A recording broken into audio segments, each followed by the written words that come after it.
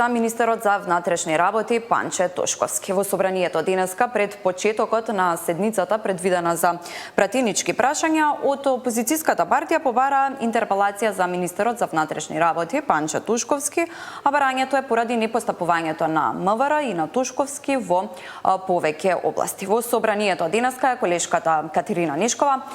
Кате, на што се темелат барањата на опозицијската партија за интерпелација на министерот? Добар ден, Тамара. Така е, пред почетокот на седницата, на редовна седница за претенички прашања, лидерот на Левица Апасиев излезе со информација дека поднесуваат денеска интерпелација за министерот за внатрешни работи Панче Тошковски. Се работи за втора интерпелација која што Левица ја поднесува за овој министер. Претходната беше минатата година. Дел од претходната интерпелација се пресликува и во ова. Се работи за 17 точки кои што ги детектирале од Левица за тоа каде постапувањето на министерот и на министерството со кое што раководи потврдува. Меѓу останатите, овие 17 точки се поделени во, како што велат, во 6 дела. Меѓу точките кои што се споменуваат се и кукниот притвор на Артан Груби, како и запирањето на постапката за мазут, иако се работи за случаи кои што веќе се во рацете на обвинителството и на судството. Од Левица сметаат дека сепак одговорност има и кај МВР, бидејќи не постоела соработка со обвинителството за организиран криминал, ниту пак доказите кои што биле обезбедувани од страна на МВР биле соодветни. Исто така, во дел од интерпелацијата се зборува и за случаите со семејно насилство, потоа споменуваат и некои тендери, меѓусебна поврзано со министерот, како и случајот со дискотеката, изгорената дискотека во Кочани, имајќи предвид, како што рече Апасиев, дека дел од оваа постапка е завршена особено во делот на полицајците. За тоа што точно све има во интерпелацијата и кои се очекувањата на Апасиев, гледаме во изјавата. Интерпелацијата е поделена во 17 точки, групирани во 6 глави.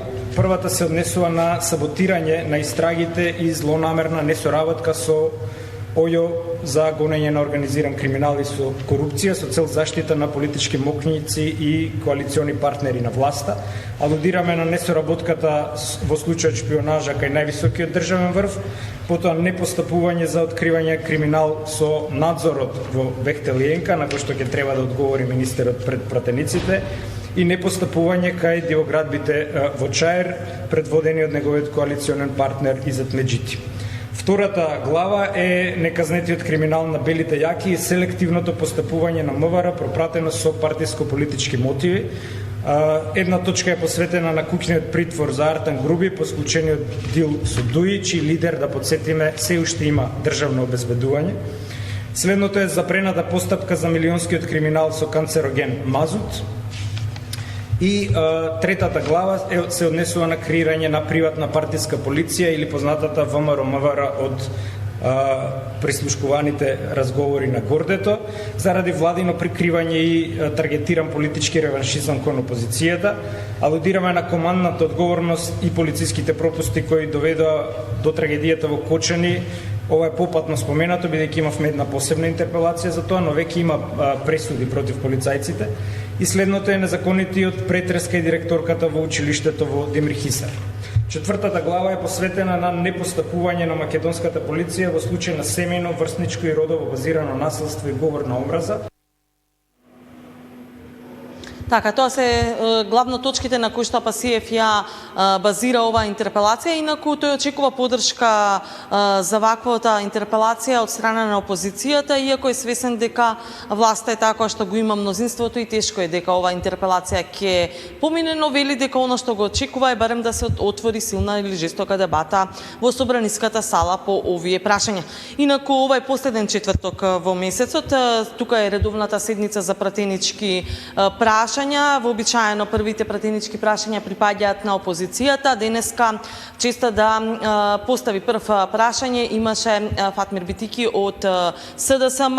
Темата е секако задолжување, она што беше и претходно тема на опозицијата во изминатиот период. Прашањето беше поставено до секторот финанси, одговараше заменикот Јанкуловски. Инаку опозицијата и понатаму тврди дека задолжувањето е преголемо, додека власта вели дека долговите се сервисираат, и тоа долгови кои што се направени во времето на СДСМ и ДУИ. Еве дел од дебатата. Кажете како ќе објасните дали владата во јуни подготвува ново задолжување од околу 350 милиони евра за остатокот од еврообврзницата и на кој начин планира да се обезбеди тој износ. И ова најавено задолжување од ваша страна треба да се гледа во целокупниот контекст на долгот. Во декември 2023 година јавниот долг беше околу 8,5 милиарди евра. Денес, според бројките што ги дискутиравме во собранието, долгот се движи на околу 10,8 милиарди евра, без новиот заем од 260 милиони. Со него приближно 11,1 милиарда евра. Ако на тоа се додаде можната нова должничка епизода од околу 350 милиони евра во јуни, јавниот долг би се движил кон 11,4. Но тука сметам дека не завршува.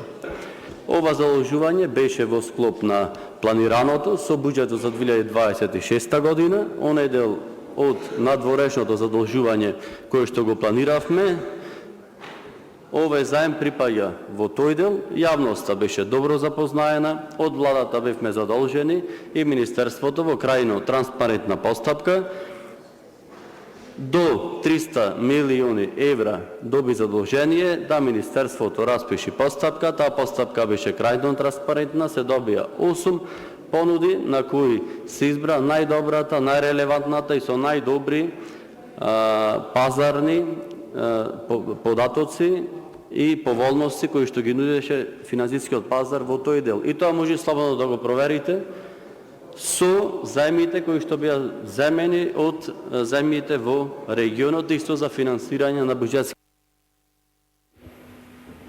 Така, само за крај да споменеме дека во моментов одговара и премиерот Мицкоски на прашање поставено од Скендер Реджепи, кој што се однесува на уставни измени, но овој пат во делот на тоа кога оној процент од 20% за користење на службен јазик би бил заменет со албанскиот. Деталите од прашањето и од одговорите на премиерот, како и останатите пратеници и останатите министри ќе ги имаме и во 16 часот. Денеска има еден плоден ден во парламентот, се очекува и брифинг на собранискиот спикер Гаши, па така целата слика ќе имаме во попладневните вести. Катерина Нешкова околу политичките прашањата на пратениците кон извршната власт и барањето за интерпелација на министерот за внатрешни работи Панче Тошковски. Кате, ти благодарам за ова вклучување.